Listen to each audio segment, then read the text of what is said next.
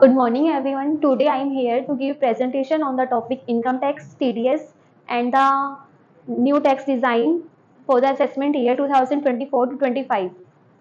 Now let's start. Introduction. What is tax? Tax क्या होता है? Why it is required? और ये जरूरी क्यों होता है? फर्स्ट ऑफ ऑल टैक्स क्या होता है? Tax is a part of individual earning, मतलब कि हम सब जो इनकम अर्न करते हैं उसका कुछ स्पेसिफिक पार्ट हमने गवर्नमेंट को एज अ टैक्स पे करना होता है, इसको बोलते हैं हम टैक्स। और जो इंडिया में 2 टाइप की टैक्स होती है, फर्स्ट है डायरेक्ट टैक्स, सेकंड है इनडायरेक्ट टैक्स। जो हमारा टैक्स जो हम डायरेक्ट गवर्नमेंट को पे कर रहे हैं वो होता है डायरेक्ट टैक्स, और जो टैक्स हमें पहले फर्दर किसी बीच में इंटरमीडिएरी किसी और को पे करना होता है, फिर वो फर्दर आगे गवर्नमेंट को पे करता है, उसको बोलते हैं हम इनडायरेक्ट टैक्स। डायरेक्ट टैक्स और इनडायरेक्ट टैक्स दो पहले होता है टैक्स होता है, फर्स्ट है direct tax, next indirect. Direct tax में हम बोल सकते हैं इनकम टैक्स, क्योंकि हम ये डायरेक्ट गवर्नमेंट को पे करते हैं, जो हमारी इनकम पे होता है। नेक्स्ट है इनडायरेक्ट टैक्स, हम बोल सकते हैं जो हम देते हैं गुड्स एंड सर्विसेज पे।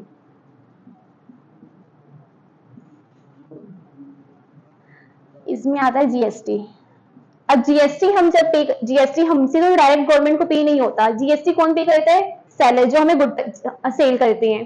तो ये होता है इनडायरेक्ट। जो हम टैक्स डायरेक्ट गवर्नमेंट को पे करते हैं उसको बोलेंगे डायरेक्ट टैक्स। उसमें आता है इनकम टैक्स। अब इनकम हम अर्न कर रहे हैं, हमारी जो भी फाइनेंशियली ईयर की जो भी इनकम है उसमें नेक्स्ट ईयर जो इनकम टैक्स बजट में जो स्लैब्स होती हैं, इनकम स्लैब्स, उस पे लगता है, उस बेस पे हमारी इनकम पे चार्ज होता है, तो वो टैक्स हम गवर्नमेंट को पे करते हैं, तो वो हमारा डायरेक्ट टैक्स में आता है। नेक्स्ट है इनडायरेक्ट में हमारा जीएसटी आता है, जो हम गुड्स और सर्विसेज पे करते हैं।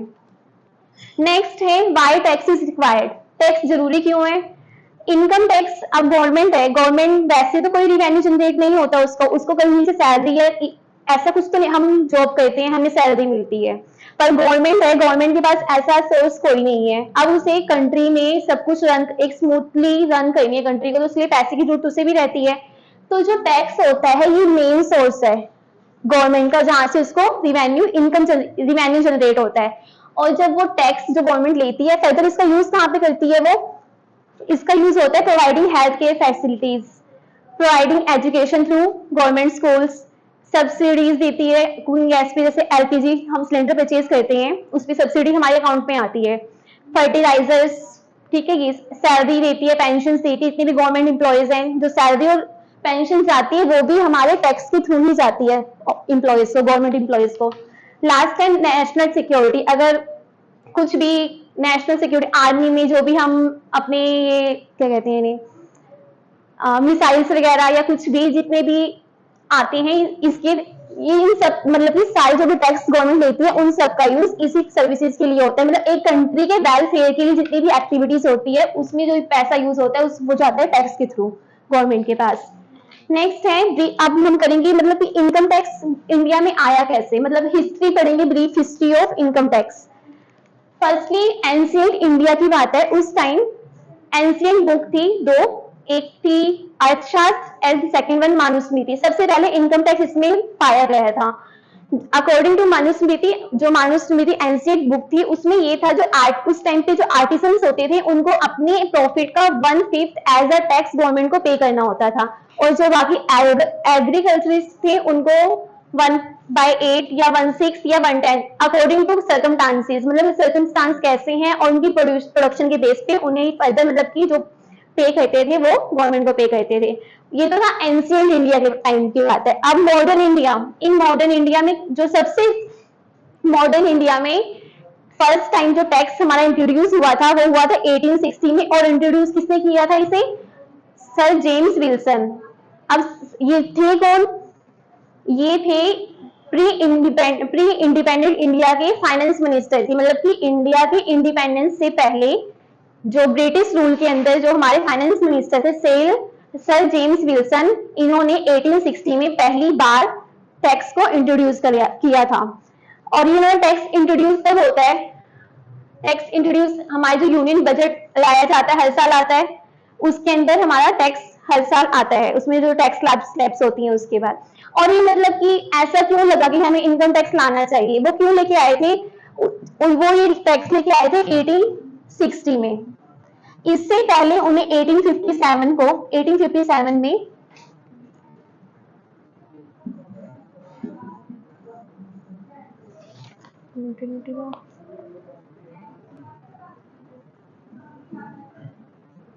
उनको 1857 में मिलिट्री इम्यूनिटी में मतलब कि लॉस हुआ था गवर्नमेंट को, ब्रिटिश गवर्नमेंट को, जिससे उन्हें बहुत सफर करना पड़ा था। तब इसके बेस पे उनके माइंड में ये आया कि हमें अपनी कंट्री में मतलब इंडिया में क्या लाना चाहिए, इनकम टैक्स लाना चाहिए। तब उन्होंने 1860 में फर्स्ट टाइम इंडिया में टैक्स का इंट्रोड्यूस किया था। उस टाइम जब ये टैक्स इंट्रोड्यूस किया गया था, इसकी 4 सब कैटेगरी थी, मतलब किस किस को इनकम टैक्स देना होगा, मतलब कि जो इनकम टैक्स जो इनकम पे चार्ज होगा उस इनकम में कौन कौन सी इनकम को इंक्लूड किया जाएगा। फर्स्ट थी इसमें इनकम, अगर आपकी कोई इनकम हो रही है आपकी लैंड से तो वो इसमें इंक्लूड होगी। नेक्स्ट है अगर इनकम आपको सैलरी के रूप इनकम हो, सैलरी या पेंशन आपको कोई मिलती है वो वो इनकम में इंक्लूड किया जाएगा। या तो इनकम कोई आपके बिजनेस की है, इनकम ऑफ बिजनेस, या कोई आपका प्रोफेशन है। और लास्ट वन इज आपको इनकम हो रही है सिक्योरिटीज के थ्रू, तो वो भी इसमें इंक्लूड किया जाता था टैक्स को कैलकुलेट करने के लिए।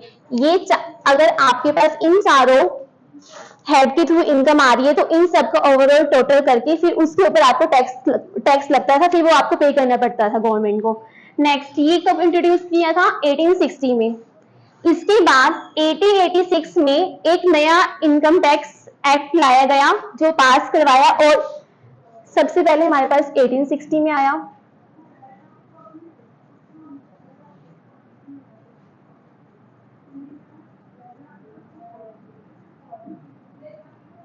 पहले आया 1860 में, फिर इसको रिप्लेस किया 1886 में, नया एक्ट पास किया गया। उसके बाद इसको भी रिप्लेस किया 1918 में न्यू इनकम टैक्स एक्ट को पास करके।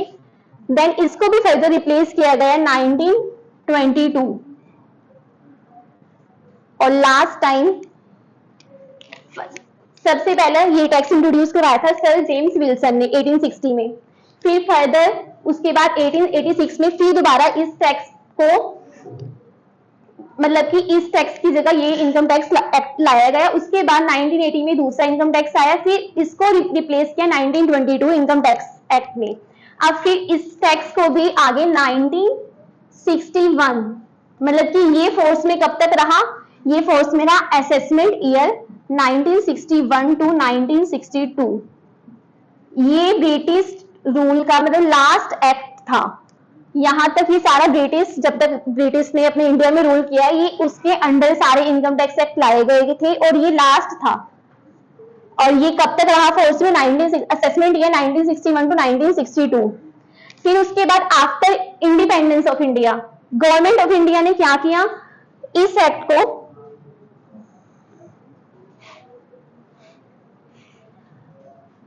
गवर्नमेंट ऑफ इंडिया ने इस एक्ट को आगे लॉ कमीशन के पास, जो ये वाला एक्ट था 1922 वाला ब्रिटिश इनकम टैक्स एक्ट जो ब्रिटिश के रूल में पास किया गया था, इसको गवर्नमेंट ऑफ इंडिया ने फर्दर इसको रेफर किया था लॉ कमीशन के पास। कब किया था, 1956 में।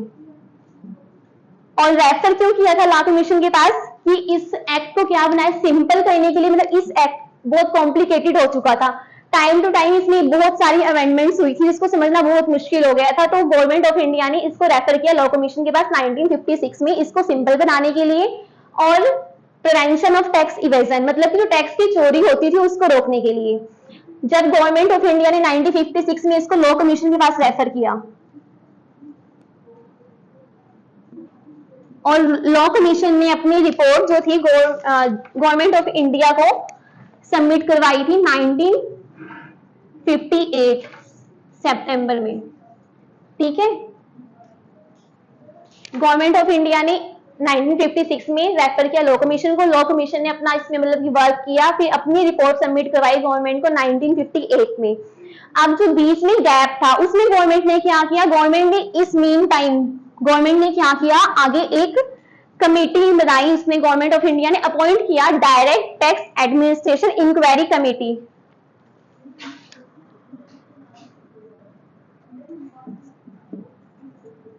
डायरेक्ट टैक्सेस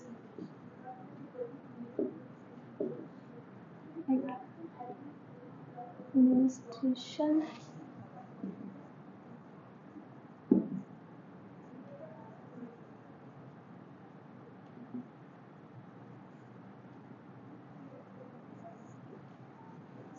जब गवर्नमेंट ऑफ इंडिया ने income tax act 1922 law commission को रेफर किया, उसके बाद उसके बीच इन दोनों मतलब 1956 और 1958 के बीच में गवर्नमेंट ने क्या किया, direct taxes administration inquiry committee को अपॉइंट किया। ये कमेटी को इसलिए अपॉइंट किया गया कि जो असेसी जो टैक्स पे करते थे मतलब कि कुछ ऐसे मेजर बताने के लिए जिससे उनको इनकन्वीनियंस जो भी होती थी उसको कम करने के लिए, ठीक है, ये कमेटी बनाई थी।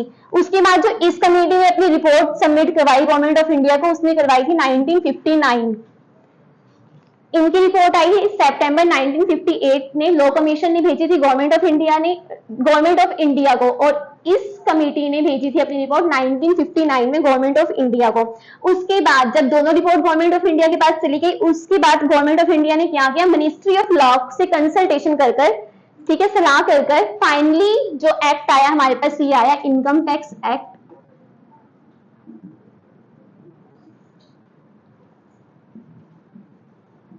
1961,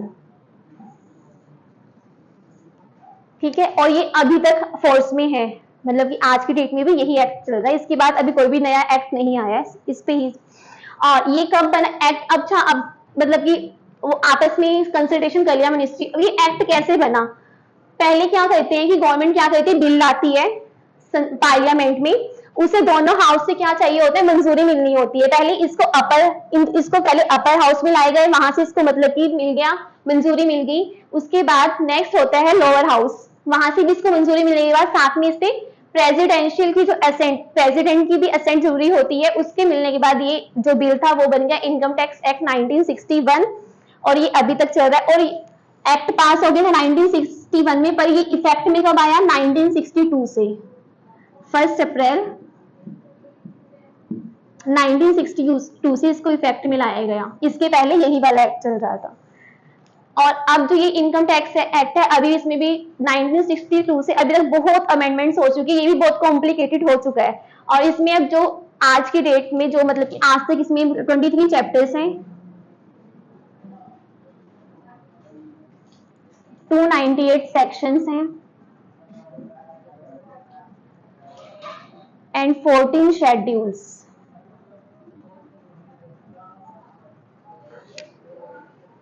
इतना समझ में आया, किसी को डाउट? नेक्स्ट हम पढ़ेंगे, अब हमने हिस्ट्री पढ़ ली, इनकम टैक्स की हिस्ट्री क्या रही इंडिया में। अब पढ़ेंगे फीचर्स क्या है इनकम टैक्स के, features of income tax act.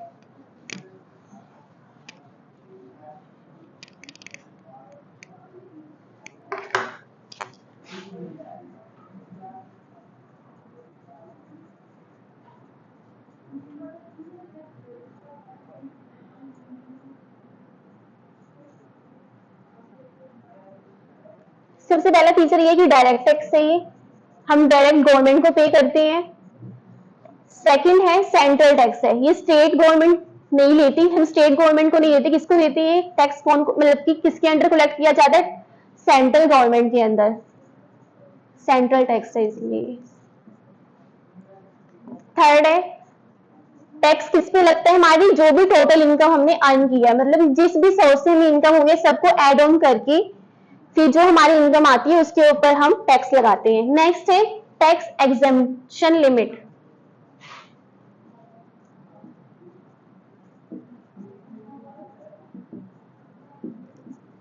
ये क्या होता है, जैसे हमने इनकम हमारी इतनी अर्न हुई है कि मतलब फाइनेंशियल ईयर में, तो उसमें हमें मिलता है टैक्स एग्जेम्प्टेड लिमिट मिलती है। जैसे अब जो बिलो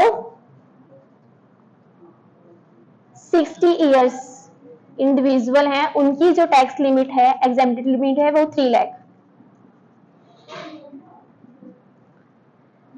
60 to 80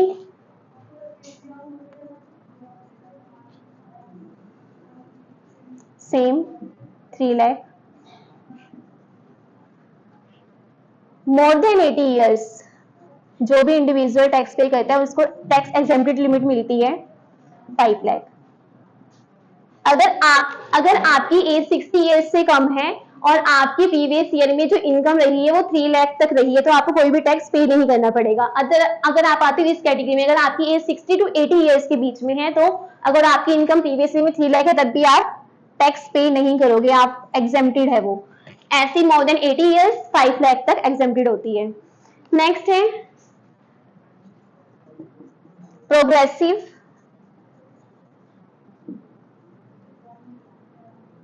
टैक्स रेट्स। इसमें क्या होता है, प्रोग्रेसिव टैक्स रेट मींस सबको, अब इंडिविजुअल भी आते हैं, कंपनीज भी होती हैं, फर्म्स बड़ी बड़ी, सबके लिए सेम रेट ऑफ टैक्स नहीं है, सबका टैक्स स्लैब अलग अलग है। मतलब प्रोग्रेसिव रखा गया है, मिनिमम जो है वो 5% है, मैक्सिमम है 30%। ठीक है, मतलब ये नहीं है कि मतलब सबके लिए फिक्स है कि सबको इतना ही पे करना है, बेशक किसी की इनकम कम हो तो उसको भी सेम यही पे करना है, ऐसा नहीं है। जिसकी इनकम कम है उसके लिए कम परसेंटेज है, जिसकी इनकम ज्यादा है उसके लिए ज्यादा है। मिनिमम जो हमारी है इसमें है 5%, जो हमें मिनिमम पे करना पड़ता है 5%, और मैक्सिमम 30%। ये दोनों हैं इंडिविजुअल्स के लिए। HUF मतलब कोई हिंदू अनडिवाइडेड फैमिली है, एक ही बिजनेस है, सारे फैमिली मेंबर्स ही रन कर रहे हैं उनके लिए, या कोई आर्टिफिशियल ऑफ पर्सन है या बॉडी ऑफ इंडिविजुअल्स है।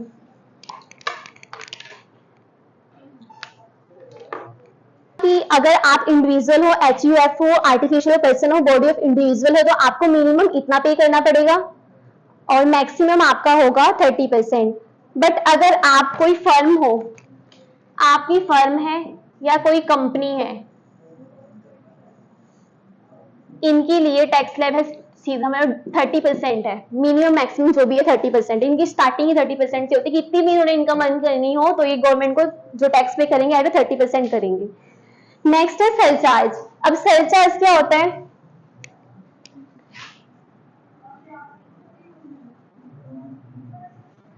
सरचार्ज वो होते हैं अगर किसी भी इंडिविजुअल की इनकम प्रीवियस ईयर में अप टू 50 लाख है तब तो उसके इनकम टैक्स जो भी मतलब कि इनकम टैक्स जो भी पे करने वाली वैल्यू बनेगी उस पर सरचार्ज लेविड नहीं होगा, मतलब कि नहीं चार्ज होगा। अगर उसकी इनकम 50 टू 1 करोड़ है, 50 लाख टू 1 करोड़,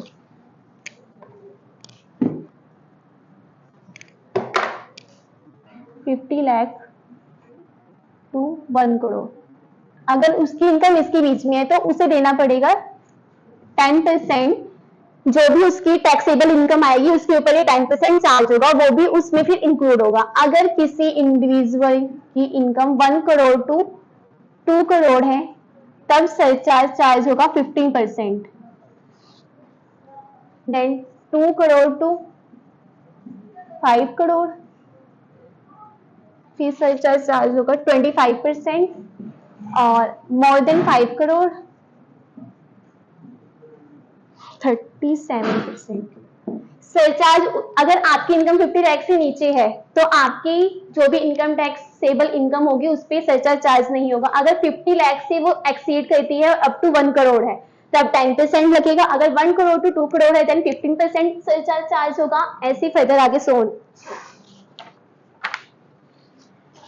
सेकंड है health cess and education cess.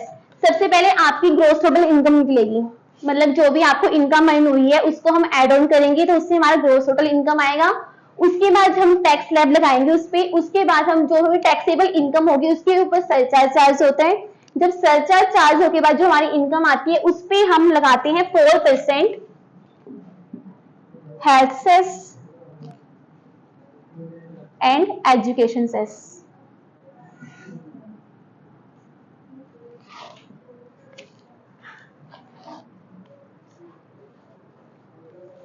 इसके बाद नेक्स्ट फीचर है इसका एडमिनिस्ट्रेशन। एडमिनिस्ट्रेशन में क्या आता है, हमें मतलब टैक्स हमारे पर कौन इम्पोज करता है, टैक्स इम्पोज कौन करेगा, IT department. Income tax department हमारे ऊपर क्या करता है, टैक्स इम्पोज करता है। और ये टैक्स जो इनकम टैक्स डिपार्टमेंट है किसके अंडर काम करता है, ये काम करेगा central board of direct taxes. मतलब कि ये सीबीडीटी से बोलते हैं, सीबीडीटी। ये कंट्रोल करता है आईटी डिपार्टमेंट को, मतलब कि आईटी डिपार्टमेंट इसके अंडर काम करता है। नेक्स्ट पढ़ेंगे हम हेड ऑफ इनकम, कि इनकम कौन कौन सी है, कौन कौन सी इनकम हम इंक्लूड करेंगे इनकम के।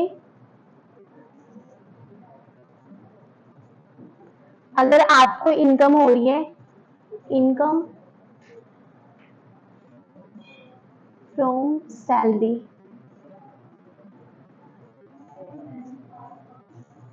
Income from house property,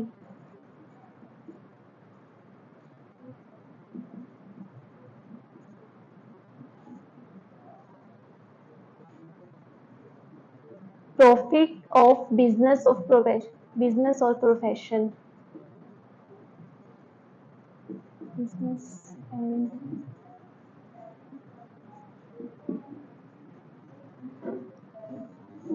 income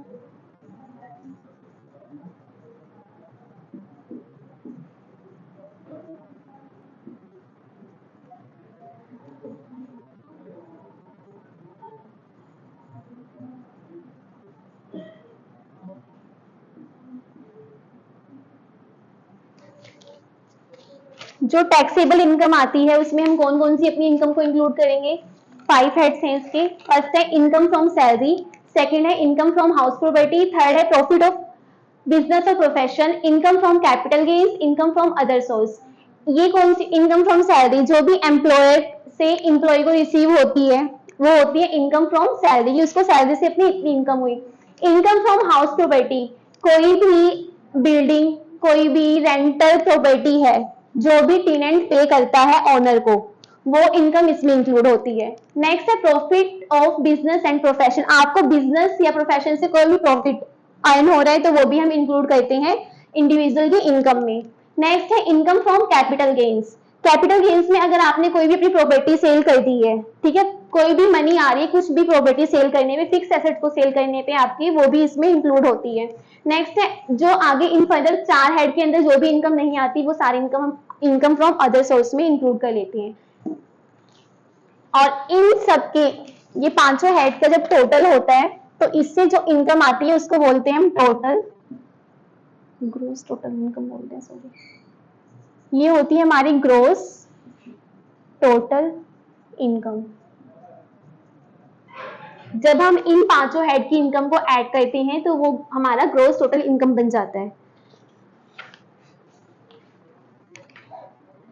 ठीक है, नेक्स्ट हम पढ़ेंगे इंपॉर्टेंट टर्म्स पढ़ेंगे, इनकम टैक्स की कुछ इंपॉर्टेंट टर्म्स हैं जिसमें फर्स्ट है असेसी। असेसी कौन होता है, असेसी कौन होगा, कोई भी इंडिविजुअल जो टैक्स के पे करता है गवर्नमेंट को, उसको बोलेंगे, जो लाइबल होता है टैक्स पे करने के लिए गवर्नमेंट को, उसको बोलते हैं असेसी। सिंपल वर्ड्स में हम बोल सकते हैं असेसी मींस टैक्स पेयर, जो भी टैक्स पे कर रहा है वो असेसी है। अब इसमें सेकंड टर्म आती है असेसमेंट एंड प्रीवियस ईयर की। असेसमेंट ईयर और प्रीवियस ईयर क्या होता है, अब लास्ट ईयर का हम एग्जांपल लेते हैं 2023 टू 2024, तो वो इस साल का मतलब फाइनेंशियल ईयर इसमें लेके चलते हैं, एक ही होता है सबके लिए, 1 अप्रैल टू 31 मार्च। ठीक है, ये फाइनेंशियल ईयर होता है। अगर अब इस मतलब अब क्या चला 2024 टू 25, तो ये असेसमेंट ईयर होगा, और 2023 टू 24 ये हमारा होगा प्रीवियस ईयर। मतलब जिस इस ईयर में हमने इनकम अर्न की तो ये हमारा प्रीवियस ईयर बन गया। अब इस इस ईयर जो हमने इनकम अर्न की है तो उसमें हम टैक्स पे करेंगे 2024 टू 25, मतलब जिसमें हम प्रीवियस ईयर की इनकम को टैक्स पे करते हैं वो हमारा असेसमेंट ईयर हो जाता है। अब फर्दर जैसे आगे नेक्स्ट आएगा 25 टू 26, तो ये हमारा प्रीवियस ईयर बन जाएगा और वो जो ईयर होगा वो असेसमेंट ईयर होगा। मतलब जिस ईयर हम इनकम अर्न करते हैं वो हमारा प्रीवियस ईयर होता है, और जिस ईयर फिर हम उसी इनकम पे जो हम अर्न की है उस पर हम टैक्स पे करते हैं वो हमारा असेसमेंट ईयर होता है। नेक्स्ट है आगे रेजिडेंशियल स्टेटस। इसमें भी इंसान करेगा।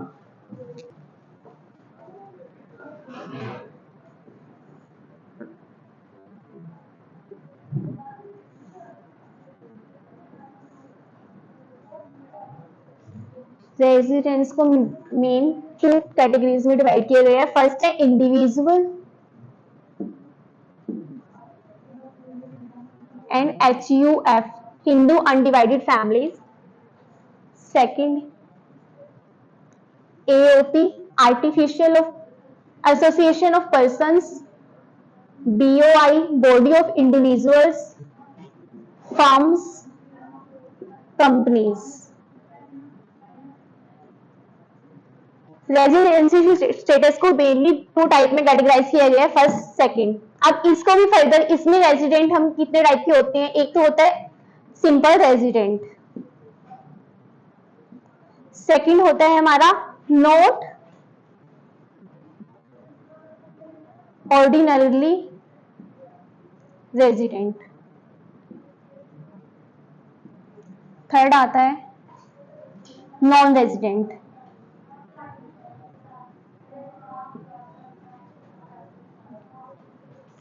और इस केस में सिर्फ 2 स्टेटस होते हैं रेजिडेंट के, या तो वो रेजिडेंट होगा या तो कंपनी रेजिडेंट में आएगी या तो कंपनी होगी नॉन रेजिडेंट।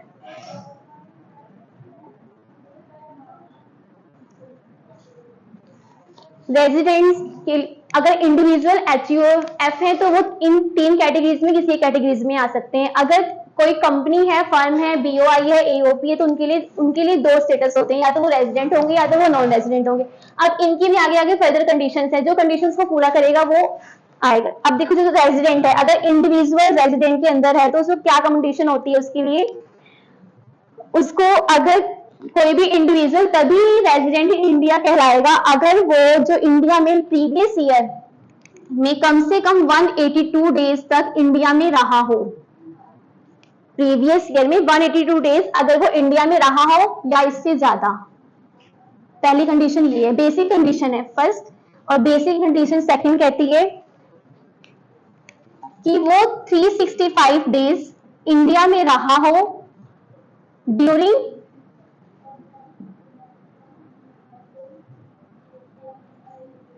4 years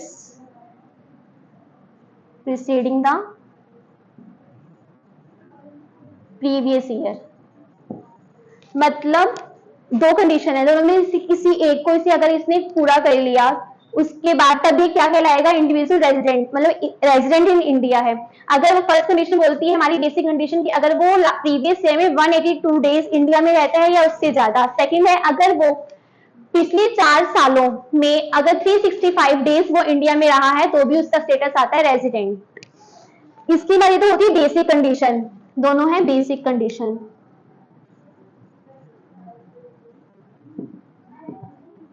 मतलब इन दोनों में से किसी एक को उसने इम्प्लाई कर लिया इंडिविजुअली HUF ने, तो उसको आगे एडिशनल कंडीशन भी पूरी करनी होती है।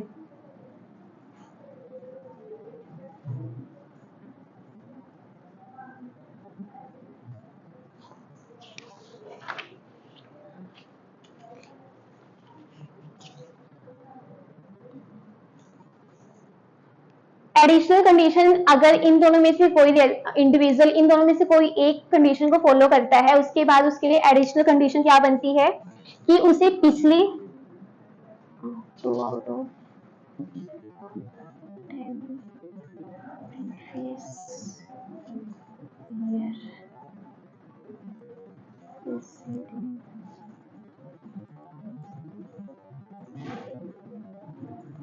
previous year। फर्स्ट ये थी, सेकंड है at least 730 days.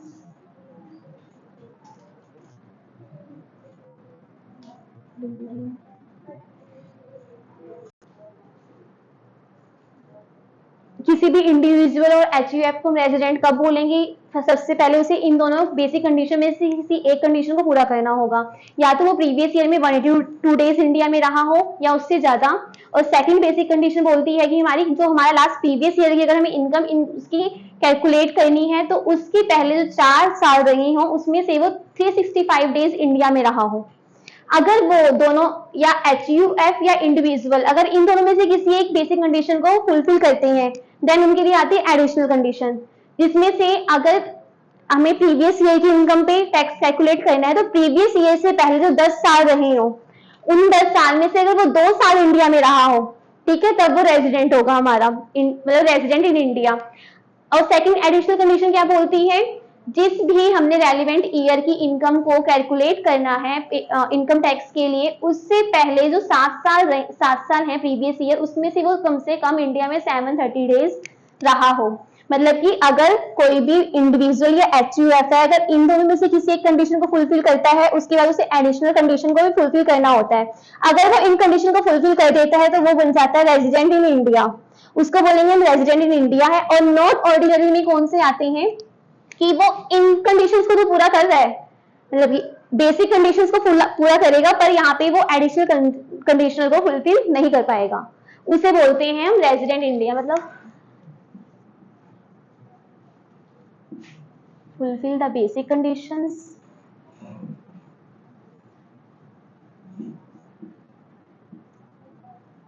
but not additional।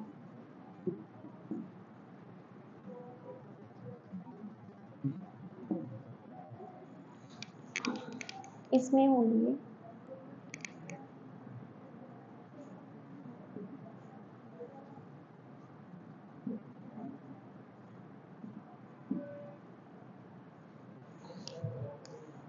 अगर इस कैटेगरी में कौन से रेजिडेंट आएंगे? जिन्होंने बेसिक कंडीशन तो पूरी कर ली पर वो एडिशनल कंडीशन को फुलफिल नहीं कर पाए। और जो नॉन रेजिडेंट कौन होंगे? जो बेसिक कंडीशन को ही जिन्होंने फुलफिल नहीं किया, ठीक है। मतलब ये 3 स्टेटस होते हैं। इनकम जब कैलकुलेट करते हैं तो स्टेटस हम जो लेते हैं तो इस बेस पे लेते हैं, ठीक है। ये होता है, ये था इंडिविजुअल और एचयूएफ के लिए। ऐसे ही जो एसोसिएशन ऑफ पर्सन है, बीओआई है, फर्म्स है, कंपनीज है, इनके पास सिर्फ 2 स्टेटस होंगे, या तो ये रेजिडेंट होंगे या तो ये नॉन रेजिडेंट होंगे। तो इसके लिए स्टेटस आता है कंपनीज। अगर कंपनी को हम कैसे बोलेंगे कि वो रेजिडेंट है? इसके लिए फर्स्ट कंडीशन है इसमें कि या तो वो इंडियन कंपनी होगी,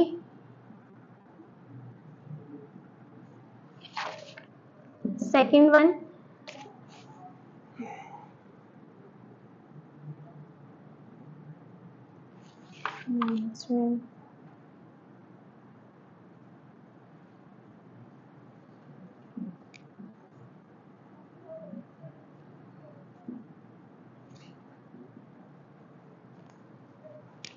अगर कंपनी या तो कोई इंडियन कंपनी है तो वो रेजिडेंट कहलाएगी, या तो कंपनी का जो मैनेजमेंट मतलब जो जहां से डिसीजन लिए जाते हैं कंपनी के मेन जो इंपॉर्टेंट डिसीजन होते हैं, अगर वो प्लेस इंडिया में है तो उसको वो कंपनी भी कौन से स्टेटस में आ जाएगी? रेजिडेंट की स्टेटस में आती है। आगे नॉन रेजिडेंट क्या होगी? जो इन दोनों कंडीशन को अप्लाई नहीं करेगी, फुलफिल नहीं करेगी, वो इस स्टेटस में आ जाती है नॉन रेजिडेंट। नेक्स्ट आता है टोटल इनकम। टोटल इनकम किस, अभी हमें बोला कि ग्रोस टोटल इनकम आती है हमारी। जब हम इनकम के इस 5 हेड की टोटल करते हैं तो वो होती है ग्रोस टोटल इनकम। अब टोटल इनकम क्या होती है? जब हम इसमें से डिडक्शंस माइनस कर देते हैं जो हमें दी हुई है 80C टू 80U के बीच में जो भी डिडक्शंस आती है, जब हम उसको ग्रोस टोटल इनकम में से सब्ट्रैक्ट कर देते हैं तो हमारे पास आती है टोटल इनकम। और फिर इस इनकम पे हम लगाते हैं इनकम टैक्स चार्ज करते हैं जिस भी परसेंटेज से हमें करना होता है।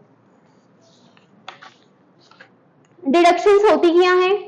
जो भी अमाउंट एक असेसी मतलब खर्च कर रहा है किसकी, या तो कोई इन्वेस्टमेंट कर रहा है वो, या तो कोई डोनेशन कर रहा है, उसने इंश्योरेंस करवाया है, ये सब होती है डिडक्शंस। कुछ डिडक्शंस दी हुई हैं उनको हम पढ़ते हैं। 80C के अंदर डिडक्शंस दी हुई है। ये जो 80C है वो सिर्फ इंडिविजुअल और एचयूएफ के लिए है। इसमें क्या है, अगर कोई भी इंडिविजुअल या एचयूएफ लाइफ इंश्योरेंस प्रीमियम पे करता है, प्रोविडेंट फंड में इन्वेस्ट करता है, तो उसका जो मैक्सिमम अमाउंट है वो है अप टू 1,50,000। ये थी एटीसी की डिडक्शन। आगे 80CCC, ये डिडक्शन सिर्फ और सिर्फ इंडिविजुअल के लिए है। ये डिडक्शन किसकी, मतलब पेमेंट किसके रिगार्डिंग है, इसमें पेंशन स्कीम, अगर कोई भी इंडिविजुअल पेंशन स्कीम में कंट्रीब्यूशन करता है अप टू 1,50,000 तो उसको डिडक्शन मिलती है किसमें, इस इनकम में, मतलब ग्रोस टोटल इनकम में से डिडक्ट किया जाता है। यहाँ पे डिडक्शन हम लेस करते हैं। नेक्स्ट है 18CCD। अगर कोई भी इंडिविजुअल जो गवर्नमेंट ने न्यू पेंशन स्कीम लाइक, जो मतलब कि न्यू पेंशन स्कीम चलाई है, अगर उसके अंदर कोई भी इन्वेस्ट करता है तो वो भी डिडक्ट किया जाएगा उसकी ग्रोस टोटल इनकम में से। और अमाउंट क्या होगा इसका, जो भी एम्प्लॉय पे करेगा, जो मतलब जो भी उसने स्कीम में अमाउंट पे किया, पर्टिकुलर अमाउंट पे किया, या तो 10% ऑफ सैलरी, जो भी इसमें से कम होगा वो डिडक्ट हो जाएगा उसकी ग्रोस टोटल इनकम में से। नेक्स्ट आता है 80CCG।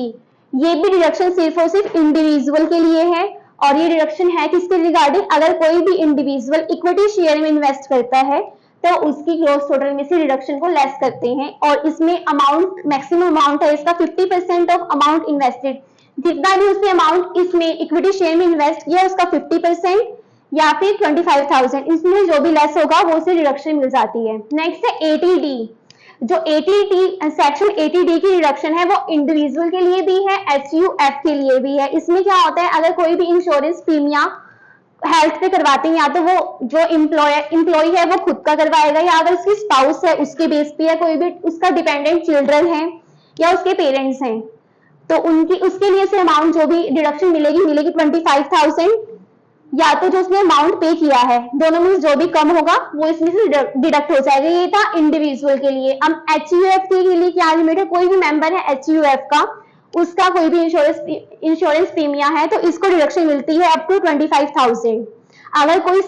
अगर ये दोनों इंडिविजुअल या एचयूएफ किसी सीनियर सिटीजन का अपनी फैमिली में से इंश्योरेंस प्रीमियम करवाते हैं तो उनकी जो मैक्सिमम डिडक्शन लिमिट होती है वो होती है 30,000। नेक्स्ट सेक्शन आता है हमारा सेक्शन 80DD। जो सेक्शन 80DD है, इसके अंदर जो डिडक्शन दी जाती है वो दोनों को दी जाती है, इंडिविजुअल और एचयूएफ दोनों के लिए डिडक्शन है किसके रिगार्डिंग, अगर कोई भी मेंटेनेंस या मेडिकल ट्रीटमेंट है वो उस पर्सन का जो डिसेबल है, ठीक है, और इसकी मैक्सिमम लिमिट है 75,000। अगर कोई भी पर्सन है जो डिसेबल है, अगर वो 80% उसको डिसेबिलिटी है, मतलब कि डिसेबल है, अगर वो 80% डिसेबल है तो मैक्सिमम जो डिडक्शन दी जाएगी 75,000 की दी जाएगी। अगर 80% से ज्यादा डिसेबिलिटी है उसकी बॉडी में तो उसको जो डिडक्शन मिलेगी 1,25,000 की दी जाती है। मतलब आपकी जो ग्रोस टोटल इनकम है उसमें से डिडक्शन लेस होगी, इसकी 1,25,000 की लेस हो जाएगी। नेक्स्ट है section 80DD।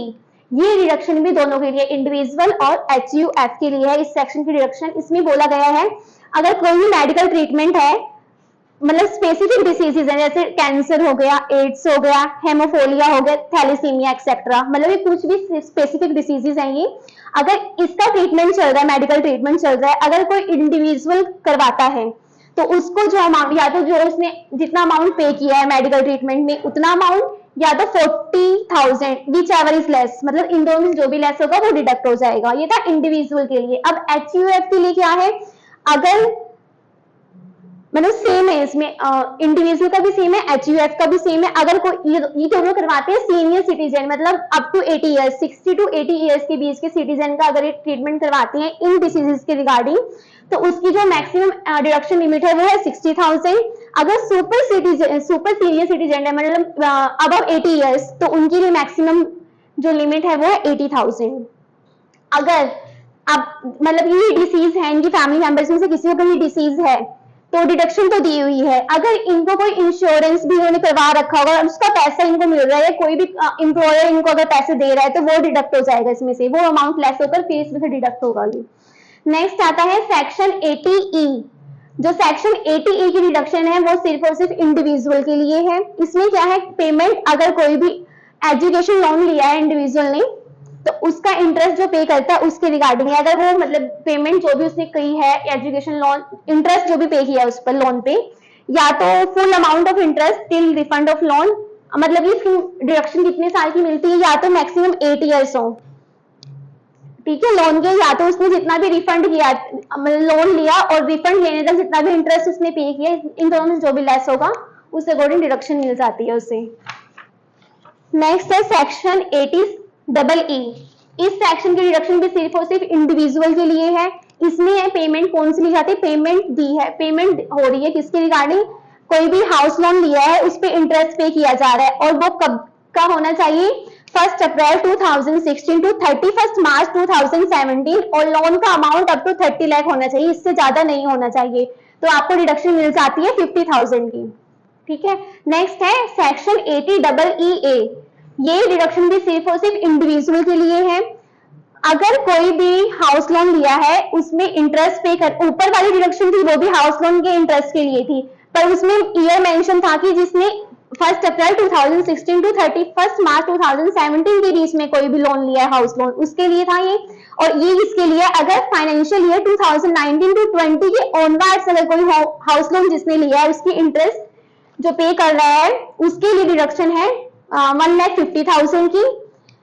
It is not addition, मतलब समझ आ गया, मतलब दोनों डिडक्शन है, इंटरेस्ट ही पे करना है हमने हाउस लोन के ऊपर, बस फाइनेंशियल ईयर अलग अलग है। नेक्स्ट है सेक्शन 80EE। ये डिडक्शन भी सिर्फ और सिर्फ इंडिविजुअल के लिए है। अगर कोई भी इंटरेस्ट लोन उसने मतलब कि अगर उसने कोई इलेक्ट्रॉनिक व्हीकल परचेज किया है ड्यूरिंग फाइनेंशियल ईयर 2019 टू 20, तो जो उसकी इंटरेस्ट की पेमेंट है मैक्सिमम लिमिट उसकी वो डिडक्शन लिमिट मिलेगी 1,50,000। Next section 80G। ये ऑल एसएससी के लिए है, ये इंडिविजुअल के लिए भी है, एचयूएफ के लिए भी है, इन सब के लिए भी है, फर्म्स भी आती, कंपनीज भी आ जाएंगी, इसमें सब आ जाएंगे ऑल एसएससी।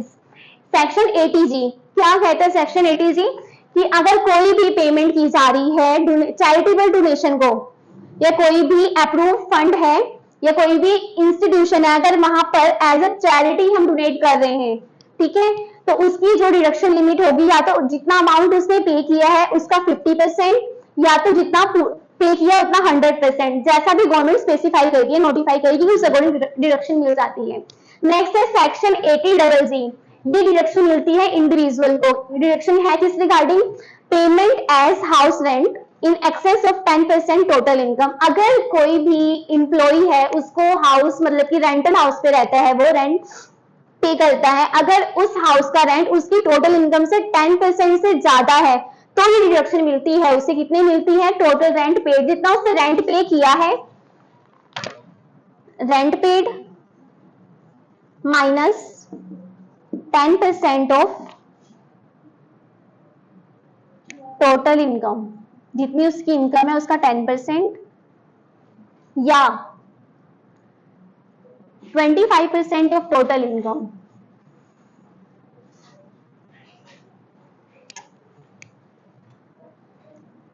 या तो इसमें मिलेगी डिडक्शन की उसका rent paid minus 10% of total income, या ये इन दोनों में से एक, ठीक है। नेक्स्ट आता है सेक्शन 80GA।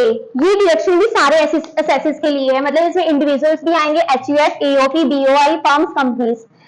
ये डिडक्शन है पेमेंट अगर कोई भी साइंटिफिक रिसर्च हो रही है या कोई यूनिवर्सिटी या कॉलेज या कोई भी रूरल डेवलपमेंट प्रोग्राम में पेमेंट की जा रही है, तो वो 100% जितना भी अमाउंट हमने पे किया है किसी भी एसएससी ने वो पूरा अमाउंट डिडक्ट हो जाएगा, ठीक है।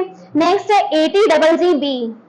ये डिडक्शन आती है इंडियन कंपनी के लिए, मतलब जिनका हेड ऑफिस कहां पर है, इंडिया में है, उन इंडियन कंपनीज की डिडक्शन है। कौन सी डिडक्शन है ये, अगर कोई भी company Indian company political party में कंट्रीब्यूशन करती है, वो भी ऑनलाइन मोड में, ठीक है, मतलब कि होल अमाउंट जितना भी उसकी पॉलिटिकल पार्टी को पे किया है सारा अमाउंट डिडक्ट हो जाता है उसकी टोटल इनकम में से, मतलब उस पर टैक्स नहीं लगता।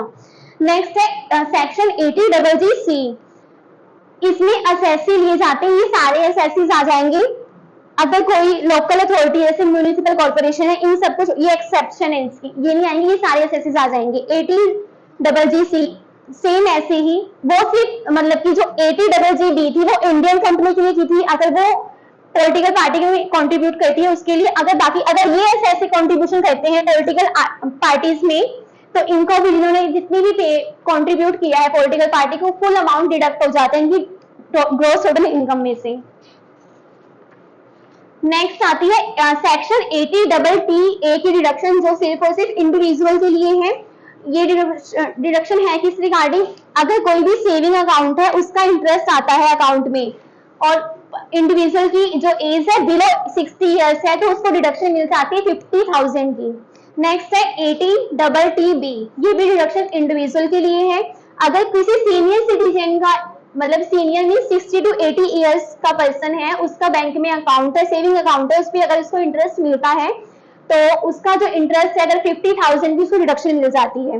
नेक्स्ट लास्ट जो डिडक्शन है हमारी 80U की, वो है इंडिविजुअल के लिए। अगर कोई भी पर्सन डिसेबिलिटी है उसको 40 to 80% तो उसको डिडक्शन मिलती है 75,000 की। अगर सीवियर डिसेबिलिटी है, मोर देन 80% वो डिसेबल है पर्सन, तो उसको डिडक्शन मिलती है 1,25,000।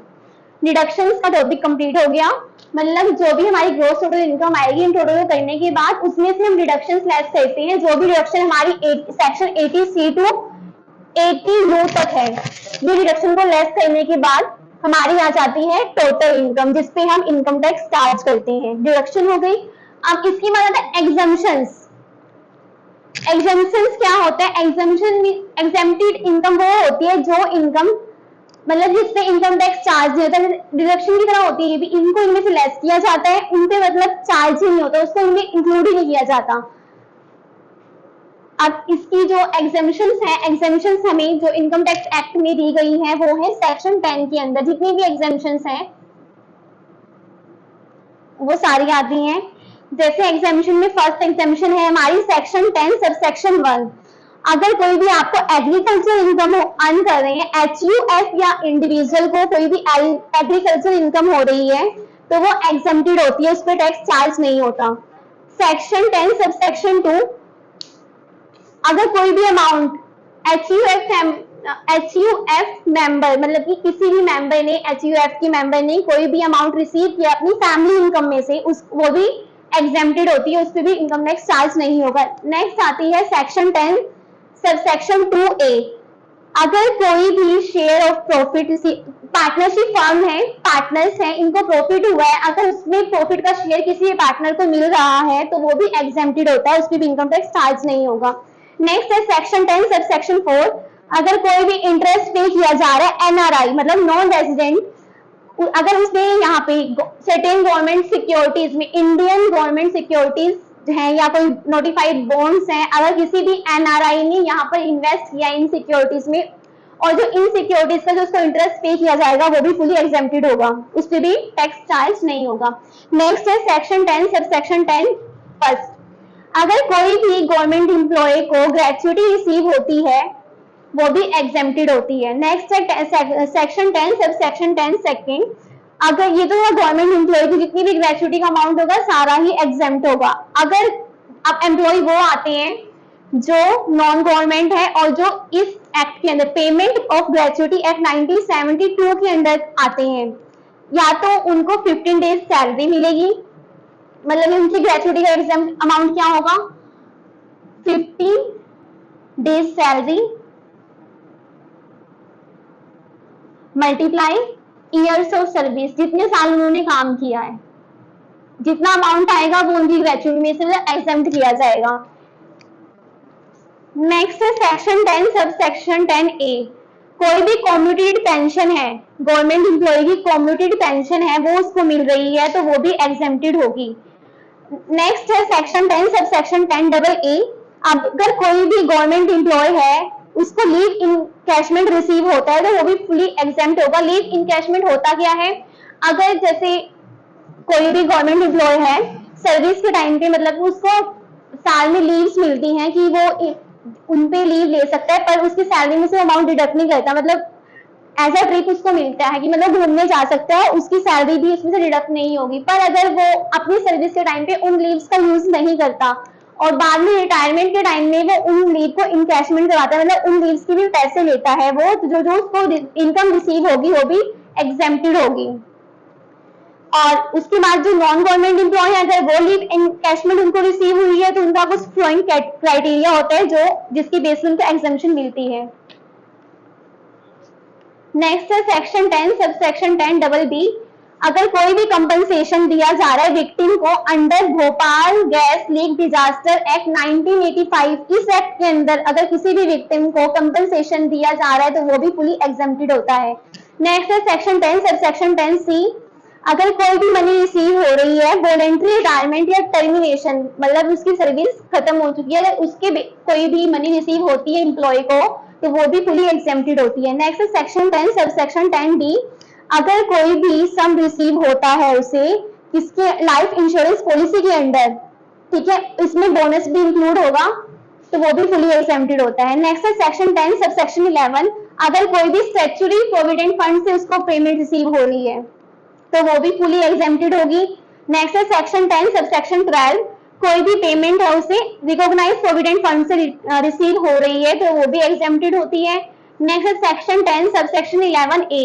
अगर कोई भी सुकन्या समृद्धि अकाउंट के अंडर उसे पेमेंट रिसीव हो रही है या तो उसके अकाउंट में कोई भी इंटरेस्ट आ रहा है उस अकाउंट में, और जब at a time of withdraw अगर वो उस अकाउंट से विड्रॉ भी करता है तब भी जो उसके हैंड में जो मनी आएगी ना, जो इनकम आएगी, उस पर इनकम टैक्स चार्ज नहीं होता, फुली एग्जेम्प्टेड होती है वो। नेक्स्ट है section 10 sub section 13 A. Exemption on house rent allowance HRA का यहाँ पे इन्होंने क्राइटेरिया दिया हुआ है कुछ, कैसे मिलता है एम्प्लॉय को। मतलब कि या तो मतलब कि 3 क्राइटेरिया दिए हुए हैं कि कितना अमाउंट एक्चुअल अमाउंट जो एम्प्लॉय को रिसीव हो रहा है अपने एम्प्लॉयर से एज अ HRA, ठीक है, वो उतना एग्जाम्प्ट होगा। यहाँ पे कुछ एग्जाम्पशन दी हुई है, जैसे अगर कोई भी एम्प्लॉय है अगर वो मेट्रो सिटी में काम कर रहा है, मेट्रो सिटी में कौन कौन सी आ रही है जैसे कोलकाता, चेन्नई, मुंबई, दिल्ली, तब उसको जो HRA मिलेगा वो 50% ऑफ हिज बेसिक सैलरी, मतलब जो उसकी सैलरी होगी उसका 50% जो मिलेगा वो फुली एग्जेम्प्टेड होगा। अगर कोई भी employ other than metro city काम कर रहा है तो उसका होता है 40% of their salary. Next section 10 sub section 14। इसमें कुछ अलाउंसेस हैं जो अगर अलाउंस मिलते हैं किसी भी एम्प्लॉय को तो फुली एग्जेम्प्टेड होते हैं। अलाउंस कौन कौन से हैं? Travel allowance, daily allowance, helper allowance, uniform allowance, children's education allowance. ये अलाउंसेस अगर किसी भी एम्प्लॉय को दिए जाते हैं तो फुली एग्जेम्प्टेड होते हैं। नेक्स्ट है, और इनकी भी limit of exemption time to time change होती रहती है, जैसा भी लॉ में अपडेशन होता रहता है हर साल, जैसे बजट पास होता है तो उसमें इनकम टैक्स स्लैब पे जो फर्क पड़ता है उसका फर्क इस पे भी आता है। नेक्स्ट है फूड अलाउंस। फूड अलाउंस क्या है कि जैसे एम्प्लॉय काम कर रहा है जैसे ऑफिस में और उसको ऑफिस आवर्स के दौरान जो भी फूड के लिए जो भी पैसा दिया जा रहा है मतलब खाने के लिए, वो भी फुली एग्जेम्प्टेड होता है, उसमें टैक्स नहीं लगता। नेक्स्ट है सेक्शन 10 सेक्शन 16। अगर कोई भी अमाउंट रिसीव हो रहा है एज एजुकेशनल स्कॉलरशिप, ठीक है, वो भी फुली एग्जेम्प्टेड होता है। नेक्स्ट है सेक्शन 10 सब सेक्शन 17। कोई भी अलाउंस MP, MLS, MLCs को अगर कोई भी अलाउंस मिल रहा है तो वो भी फुली एग्जेम्प्टेड होगा। Next section 10 sub section 23D। कोई भी इनकम अगर म्यूचुअल फंड से मिल रही है, और म्यूचुअल फंड कैसा होना चाहिए, या तो पब्लिक सेक्टर के अंडर आना चाहिए, पब्लिक सेक्टर बैंक के अंडर, या उसे सेबी ने ऑथराइज किया हो तो वो भी फुली एग्जेम्प्टेड होती है हमारी इनकम। ये थी हमारी रिडक्शंस जो हमें दी हुई है 80C to 80U, और एग्जेम्पशंस दी हुई है सेक्शन 10 इनकम टैक्स एक्ट के अंदर। ये सारी हमारी ग्रोस टोटल इनकम में से लेस होकर उसके बाद हमारी टोटल इनकम आती है। अब हम बात करेंगे इनकम टैक्स स्लैब की।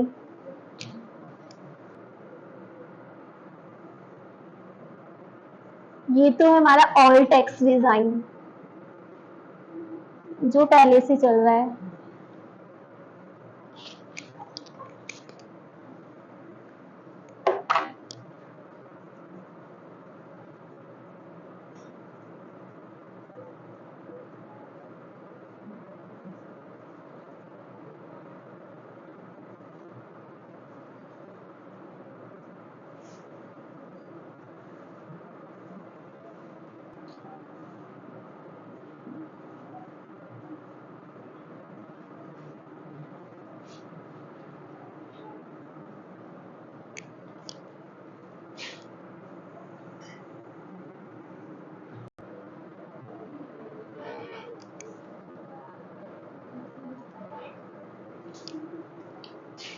ये हमारे इनकम टैक्स स्लैब्स हैं। ये है ऑल टैक्स डिजाइन, मतलब ये पुरानी टैक्स डिजाइन है, और जो इस साल बजट में, जो अब जुलाई में हमारा यूनियन बजट पास हुआ है, ये है न्यू टैक्स डिजाइन, जिसको रिवाइज किया गया है। कि अगर पहले जो डिजाइन थी उसमें ये था, अगर कोई जनरल पब्लिक है जिसकी एज 16 ईयर्स से कम है, मतलब 16 ईयर्स जिनकी एज है, उनका स्लैब क्या रहेगा, अगर उनको प्रीवियस ईयर में इनकम अप टू 2.5 लाख होती है तो वो नील है, मतलब उनके ऊपर टैक्स चार्ज नहीं होगा। अगर उनकी इनकम 2.5 लाख टू 5 लाख के बीच में है तो उन पे 5% इनकम टैक्स चार्ज होगा। देन अगर 5 लाख टू 10 लाख है then 20%, and above 10 lakh 30% income tax charge होगा। और जो सीनियर सिटीजन 60 टू 80 ईयर्स के बीच में आते हैं, उनका ये, अगर उनकी इनकम अप टू 3 लाख है तो उनपे नील, कोई इनकम टैक्स चार्ज नहीं होगा। अगर 3 लाख टू 5 लाख है then 5%, 5 lakh to 10 lakh 20%, above 10 lakh 30%। और जो सुपर सीनियर सिटीजन है जिनकी एज 80 ईयर्स से अबव है, उनकी जो एग्जेम्प्टेड लिमिट थी अप टू 5 लाख नील, मतलब अगर उनकी इनकम प्रीवियस ईयर में 5 लाख है तो नील, मतलब उनके इनकम टैक्स चार्ज नहीं होगा। अगर 5 लाख टू 10 लाख जाती है 10%, अबव 10 लाख 30%। ये था हमारा ऑल टैक्स डिजाइन। और जब ये ऑल टैक्स डिजाइन था तो इसमें जो हमारा एजुकेशन सेस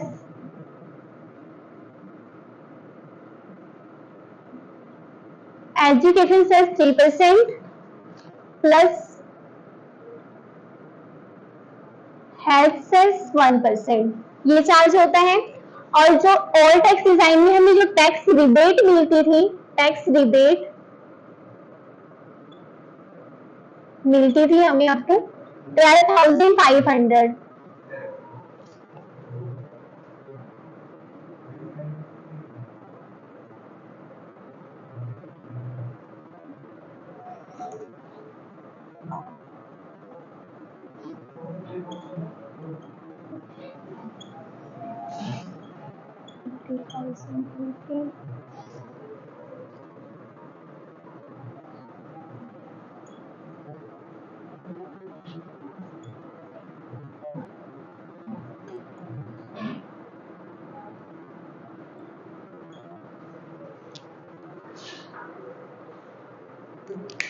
ये हमारा ऑल टैक्स डिजाइन है, ये है न्यू टैक्स डिजाइन। यहाँ तक हमने क्लियर किया था। उसके बाद जो इसमें हमें एजुकेशन सेस चार्ज होता है 3% और हेल्थ सेस चार्ज होता है 1%। उसके बाद जो ऑल टैक्स डिजाइन है, हमें इसमें टैक्स रिबेट मिलती थी। अगर हमारी जो इनकम है प्रीवियस ईयर में 5 लाख तक रही है, तो 5 लाख की इनकम पे अगर हम इनकम टैक्स कैलकुलेट करें तो 2.5 लाख, मतलब कि यहाँ इतना तो न्यूज रहता है, तो यहाँ से यहाँ तक मतलब कितना डिफरेंस है, 2,50,000। 2,50,000 पे 5% चार्ज होता है टैक्स, तो आता है हमारा यहाँ पर 12,500, मतलब इतनी हमें टैक्स रिबेट मिल जाती है। इतना टैक्स इस पे चार्ज है 12,500, और अगर हमारी इनकम इतना और हमें रिबेट मिल जाता है। अगर हमारी, इसका मतलब ये टैक्स रिबेट का मीन्स ये हुआ, अगर हमारी इनकम यहाँ तक आती है 5 लाख तक है प्रीवियस ईयर में, तो हमें इतने का टैक्स रिबेट मिल जाता है, तो हमें इनकम टैक्स पे नहीं करना पड़ता। और जो ऑल टैक्स डिजाइन में जो हमें डिडक्शंस मिलती थी, वो मिलती थी स्टैंडर्ड डिडक्शंस 50,000 की, मतलब अगर हमें इनकम हो रही है 5,50,000, जो 50,000 है वो स्टैंडर्ड डिडक्शन से मिल जाता है, तो हमारी ओवरऑल इनकम आती थी 5 लाख, और उस पर भी हमें टैक्स रिबेट मिल जाती थी। मतलब ये बोल सकते हैं आपको 5 लाख इनकम जो भी जिस भी इंडिविजुअल की थी, उससे कोई भी टैक्स पे नहीं करना पड़ता था, उसे आईटीआर फाइल करनी पड़ती थी। वो फाइल करते हैं नील आईटीआर, क्योंकि जो उसकी एग्जेम्प्टेड लिमिट है उससे तो वो क्रॉस कर रहा है, पर यहाँ पे उसको टैक्स रिबेट मिलता है, इसलिए वो नील की आईटीआर उसे फाइल करनी पड़ती है। अब जो न्यू टैक्स डिजाइन आई है, इसमें है, पहले ये रेंज थी 2.5 लाख तक की नील थी, अब इस रेंज को बढ़ा दिया गया। इसमें अगर आपकी प्रीवियस ईयर में इनकम 3 लाख है तो उसमें आपको टैक्स है नील, आपको कोई टैक्स पे नहीं करना पड़ेगा। अगर आपकी इनकम जाती है 3 lakh to 7 lakh then 5%, 7 lakh to 10 lakh 10%, 7 lakh to 12 lakh 10 lakh to 12 lakh 15%, 12 lakh to 15 lakh 20%, above 15 lakh 30%। ऐसे ही सीनियर सिटीजन की है और ये सुपर सीनियर सिटीजन की है। अब इसमें क्या फर्क है, जो आपको एजुकेशन सेस यहाँ पर देना पड़ता था, हेल्थ सेस, वो न्यू टैक्स डिजाइन में एज इट इज वैसे ही 3% प्लस 1%, 4% चार्ज होता है। पर आपको जो यहाँ टैक्स रिबेट 12,500 की मिलती थी, अब उसको एक्सटेंड कर दिया गया इस लिमिट को, वो आगे 25,000।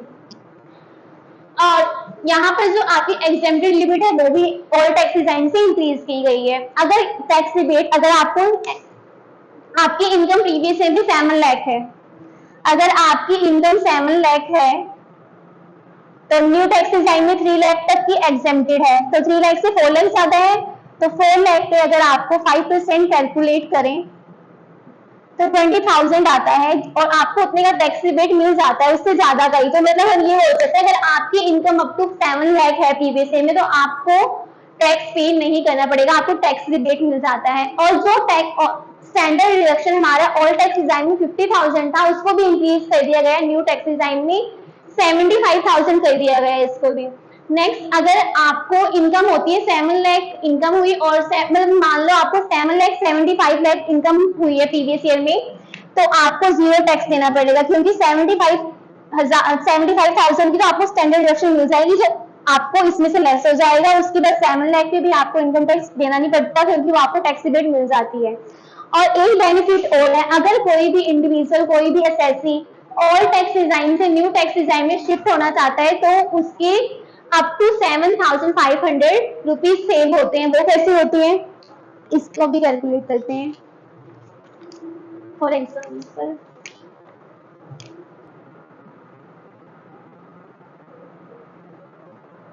ऑल टैक्स डिजाइन में ये था कि अगर आपकी इनकम इतनी है तो आपको नहीं, मतलब कोई टैक्स चार्ज नहीं होगा। अगर 2.5 लाख टू 5 लाख है तो इससे 5% था, इट मीन्स यहाँ पर आपको कितने देने पड़ते हैं 12,500। देन 5 लाख टू 10 लाख पे जो लिमिट लगती है वो है 20%, मतलब यहाँ पे आपको टैक्स चार्ज होता है इतनी इनकम पे वो होता है 1 लाख। देन अबव 10 लाख, जितनी भी है 10 लाख से 1 लाख अबव जितनी भी, उसके होता है 30% चार्ज, मतलब इट मीन्स यहाँ आपको लगता है 30,000। तो ओवरऑल जो यहाँ पे आपकी टैक्सेबल इनकम आती है वो होती थी हमारे पास 1,42,500। अब जो अगर हम इसको न्यू टैक्स डिजाइन के अकॉर्डिंग कैलकुलेट करें, न्यू टैक्स डिजाइन इसमें हमारी जो एग्जेम्पशन थी, अगर हमारा 3 लाख तक है तो नील कोई भी नहीं करना है हमने। अगर 3 लाख से एक्सीड होती है 7 लाख तो यहाँ पे 5%, इट मीन्स हमें कितना देना पड़ेगा 20,000। देन 7 लाख टू 10 लाख हमारा है 10%, इट मीन्स 30,000 यहाँ पर इस इनकम पे चार्ज होगा। Then 10 lakh to 12 lakh income पे चार्ज होगा हमारा 15%, 15% ये भी 30,000 जाएगा। देन 12 लाख टू 15 लाख पे जो चार्ज होता है वो 20% से होता है, इट मीन 60,000। और अबव 15 लाख इनकम जो भी होगी हमारी 30%, मतलब यहाँ पे हमें 30,000 का मिल जाता है। तो ओवरऑल हमारा जो यहाँ पे टैक्सेबल इनकम होती है न्यू टैक्स डिजाइन की अकॉर्डिंग हमारी आती है 1,50,000। उसके बाद आपको यहाँ पे रिडक्शंस मिलती थी, स्टैंडर्ड रिडक्शंस कितनी मिलती थी 50,000, मतलब जो हमारी टैक्सेबल इनकम होती थी यहाँ पर जो टैक्सेबल इनकम है हमें पे करना पड़ता है 92,500 ऑल टैक्स डिजाइन के अकॉर्डिंग। और यहाँ पर हमें स्टैंडर्ड जो रिडक्शंस हैं वो हमें मिलती हैं 75,000 की। तो जो हमारी टैक्सेबल इनकम आती है वो आती है 75,000। देखो अगर आप ऑल टैक्स डिजाइन के अंदर अपना इनकम टैक्स फाइल करते हो तो आपको इतनी इनकम पे टैक्सेबल इनकम आपकी ये होगी। अगर आप न्यू टैक्स डिजाइन को ऑप्ट करते हो और यहाँ से अपनी आईटीआर फाइल करते हो तो आपको जो टैक्सेबल इनकम होगी 75,000। इसलिए जो बोला गया जो न्यू टैक्स डिजाइन है इसमें आप 17,500 सेव कर सकते हो। कैसे? जो ऑल टैक्स डिजाइन में 95 ये टैक्सेबल इनकम थी और न्यू टैक्स डिजाइन में आपके पास ये है, तो जब हम इसको करेंगे तो इसकी कैलकुलेशन हमारे पास 70,500, मतलब आपकी जो न्यू टैक्स डिजाइन है उसमें आपकी इतनी मनी सेव होती है, अब तो इतनी मनी आप सेव कर सकते हो।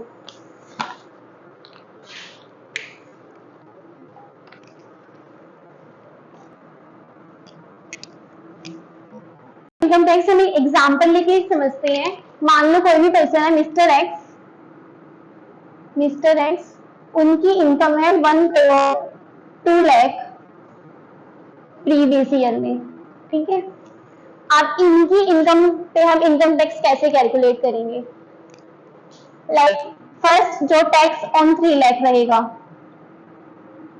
मतलब हमने इस रेंज में डिवाइड करनी है इनकी इनकम को, इस इनकम टैक्स प्लान में जो इनकम रेंज दी हुई है इसमें डिवाइड करिए, उस पर इनकम टैक्स चार्ज होगा। पहले इसमें से 3 लाख लेंगे तो 3 लाख तक नहीं लिया, यहाँ पे कोई इनकम टैक्स चार्ज नहीं होगा।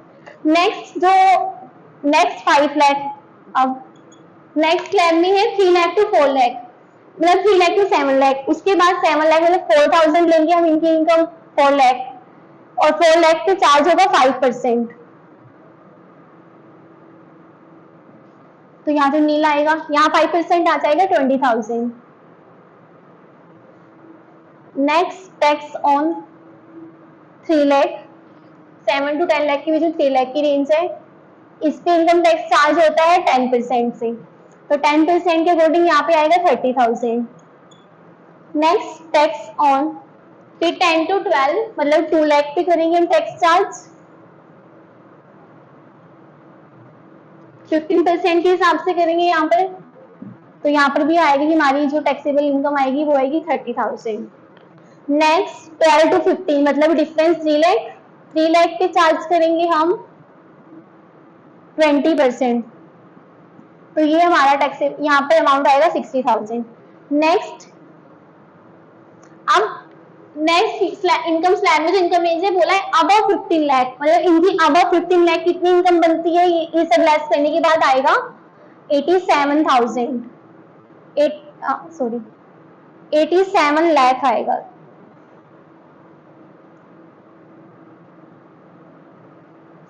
इस पे चार्ज होगा जो इंटरेस्ट चार्ज होगा 30%, तो 30% जब इंटरेस्ट चार्ज करेंगे तो टैक्सेबल इनकम हमारे पास आएगी 2,61,000। ये है हमारी टैक्सेबल टोटल। अब इन सबका टोटल करने पे हमारे पास टोटल आएगा 27,50,000। अब हमने बोला था अगर किसी भी पर्सन की इंडिविजुअल की इनकम अगर प्रीवियस में 50 लाख से एक्सीड करती है तो उस पर सरचार्ज भी चार्ज होता है, तो इनकी इनकम 50 लाख से भी एक्सीड कर गई है, 1 करोड़ से भी एक्सीड की गई, तो 1 करोड़ टू 2 करोड़ की लिमिट जो थी वो थी 15%, तो यहाँ पे जो इनके सरचार्ज चार्ज होगा वो 15% से चार्ज होगा, सरचार्ज एट 15%। इस अमाउंट पे 15% सरचार्ज हमने चार्ज किया तो हमारे पास अमाउंट आएगा 4,12,500। तो अब हमारे पास कितनी ओवरऑल कितना आ गया, हमारे पास आया 31,62,500। तो यहाँ पर एक चीज और बोली गई है, जैसे अगर आपकी इनकम देखो, इनकी इनकम थी 1 करोड़ से 2 करोड़ के बीच में, पर यहाँ पे चार्ज कितना हुआ, इनको मिलेगा फिर मार्जिनल रिलीफ। एक टर्म यूज करते हैं इनकम टैक्स में, मार्जिनल रिलीफ। मार्जिनल रिलीफ क्या होता है? मार्जिनल रिलीफ हमें मिलता है सरचार्ज, मतलब इस अमाउंट से जो हमने अमाउंट चार्ज किया है इसमें हमें मार्जिनल रिलीफ मिलता है। कैसे मिलता है?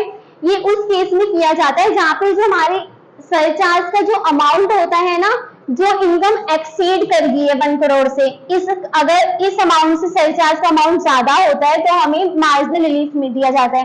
तो वो सरचार्ज का अमाउंट आया 4,12,500, पर जो हमारी इनकम 1 करोड़ से एक्सीड की है वो सिर्फ 2 लाख है, तो यहाँ पर जो सरचार्ज है हमारी एक्सीडेड इनकम से ज्यादा है, तो इसलिए इस केस में असेसी को मार्जिनल रिलीफ मिलता है। मार्जिनल रिलीफ अब मिलेगा कैसे, उसकी कैलकुलेशन करके हम देखते हैं, साइड में कर देते हैं।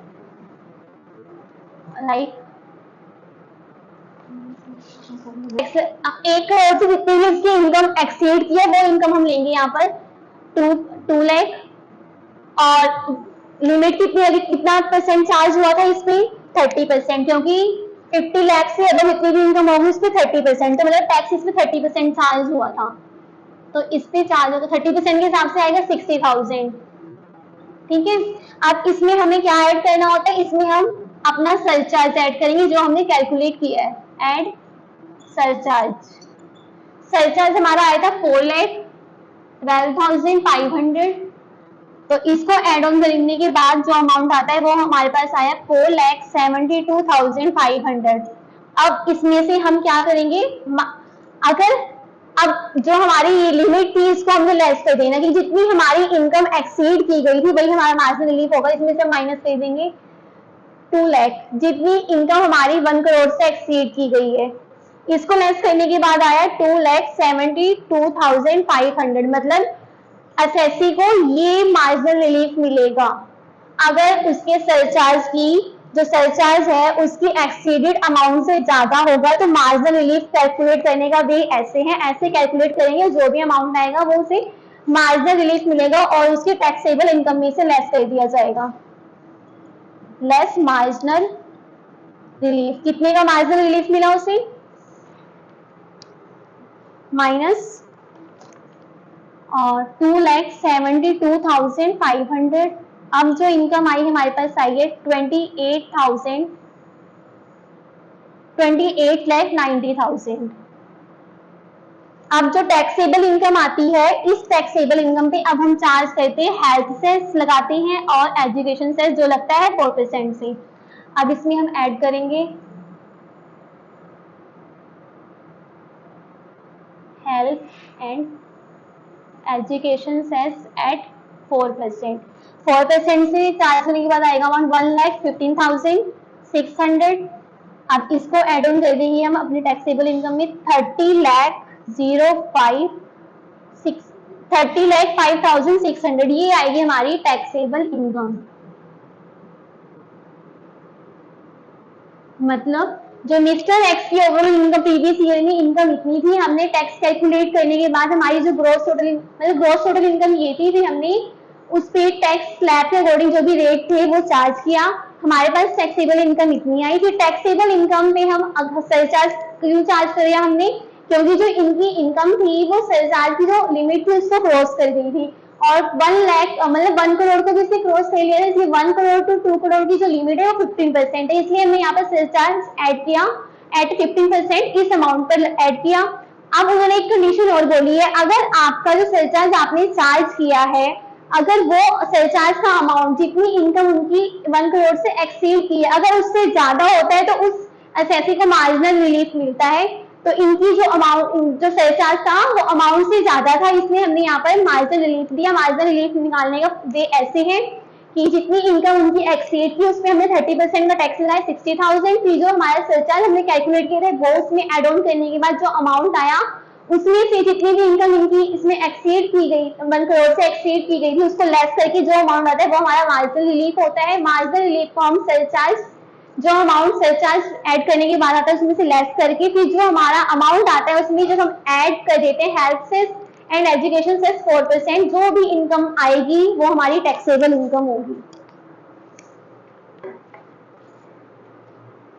नेक्स्ट टॉपिक है forms of return prescribed under income tax law. अब हमें पता तो चल गया कि इनकम टैक्स होता क्या है और इसमें क्या क्या डिडक्शंस होती हैं, एग्जम्पशंस क्या क्या होती है, इनकम टैक्स स्लैब क्या है, हमें इनकम टैक्स कैसे कैलकुलेट करना है। अब हम इसे फाइल कैसे करेंगे, मतलब पे कैसे करेंगे आईटी डिपार्टमेंट को।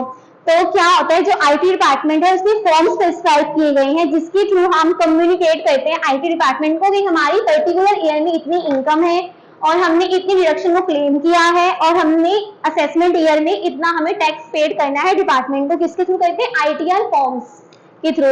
अब यहाँ पर भी जो आईटी डिपार्टमेंट है, आईटी डिपार्टमेंट में भी काफी टाइप की कैटेगरीज के मतलब कि आईटीआर फॉर्म्स प्रेस्क्राइब किए हुए हैं, जैसे हिंदू एच। अब सेम टाइप की एसएससी तो सारे हैं नहीं, इंडिविजुअल भी है, एचयूएफ है, आर्टिफिशियल और पर्सन फॉर्म्स आते हैं, कंपनीज आती है, तो इनके बेस पे अलग अलग आईटीआर फॉर्म बनाए गए हैं। जो है ITR 1, ITR 2, ITR 3, ITR 6, ITR 5, ITR 6, ITR 7। अभी तक ये 7 फॉर्म्स है जिसके थ्रू एक असेसी अपना इनकम टैक्स पे कर सकता है, फाइल कर सकता है आईटी डिपार्टमेंट को। अब बात आती है कि वो चूज कैसे करेगा कि किसको कौन सी आईटीआर फिल करनी है। तो ये डिपेंड करेगा कि टैक्स पेयर का स्टेटस क्या है, कि वो इंडिविजुअल है, एचयूएफ है या कंपनी है, फर्म है, वो मैटर करेगा, या उसकी नेचर ऑफ इनकम कैसी है और रेजिडेंशियल स्टेटस क्या है उसका इंडिया में। ये सब चीजें मैटर करती हैं कि उसे कौन सी आईटीआर फिल करनी है। अब एक चीज और है कि differentiate between ITR forms and ITR की आईटीआर फॉर्म्स और आईटीआर में क्या डिफरेंस होता है। जो पीपल होते हैं मतलब कि आईटीआर फॉर्म और आईटीआर मतलब कि एक ही बात लगती है कि मतलब या तो आईटीआर फॉर्म बोल दो या तो आईटीआर, मतलब दोनों चीज एक होती है, पर ये दोनों चीज एक नहीं होती।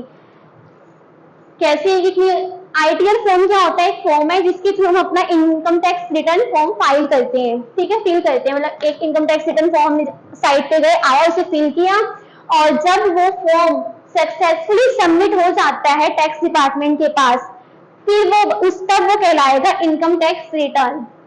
उससे पहले हम नहीं बोल सकते कि आईटीआर फाइल कर दिए, ऐसे नहीं बोलेंगे। जब भी कोई, जैसे हमने आईटीआर फॉर्म हमें दिए हुए 1 to लेके 7 तक है, जब हमने फिल किया और जब सबमिट कर दिया और जब वो सक्सेसफुली सबमिट हो जाते हैं, तब वो बन जाती है हमारी आईटीआर, मतलब इनकम टैक्स रिटर्न जो हमने फाइल कर दी है, उससे पहले हम नहीं बोल सकते। This is all about the income tax rate, ITR forms, exemption, deductions, etc.